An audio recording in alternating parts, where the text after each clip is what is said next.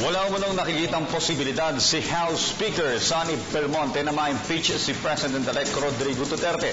Ayon kay Belmonte, mas mainam na pagtuunan na lamang ng pansin ang mga mas positibong bagay.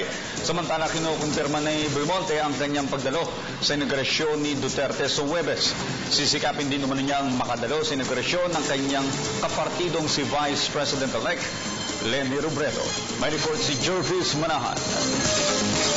Wala raw nakikitang posibilidad si House Speaker Sonny Belmonte na mai-impeach si President-elect Rodrigo Duterte kapag naupo na siya sa pwesto. Kinagulat nga raw niya ang balitang ito at sinabing dapat ay mas pagtuunan na lang ng pansin ang mga mas positibong bagay.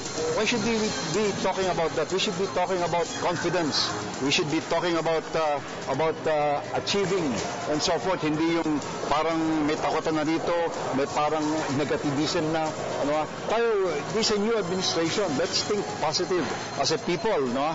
Sa lumalabas na komposisyon ng Kongreso ngayon, halos nakasisiguro na si Duterte ng malakas na suporta mula sa mababang kapulungan dahil lumalabas na malakas sa numero ang majority coalition na inaasahang pangungunahan ni Representative Pantaleon Alvarez. Dahil dito, malabo na rin talagang magkaroon pa ng impeachment. Nauna nang kumalat ang mga aligasyon na nagbabalak ang Liberal Party na ipa-impeach si Duterte para makuhang muli ng partido ang pagkapangulo. Pero tahasan naman itong itinanggi ni Belmonte.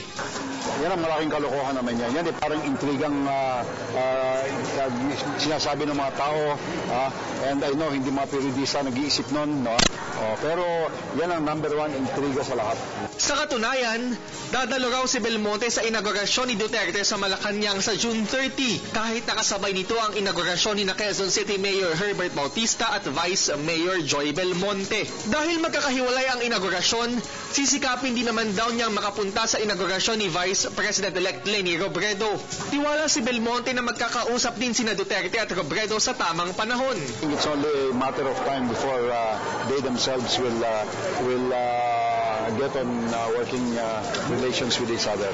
2 araw bago bumaba sa pwesto, nag-donate si Belmonte ng isang bronze bust ni Jose Rizal at original na kopya ng 1935 Constitution sa Kongreso. Binili pa raw niya sa kilalang alagad ng sining na si Napoleon Abueva ang bust ni Rizal at ibinigay niya sa Secretariat ng Kongreso para mailagay sa harap mismo ng plenaryo. Naglibot din daw si Belmonte sa Batasan Complex para pasalamatan ang mga kawani ng House of Representatives sa kanilang paglilingkod sa 15th at 16th Congress. Babalik si Belmonte bilang kongresista ng 17th Congress pero hindi na bilang House Speaker. Para sa Telebisyon ng Bayan, Jervis Manahan.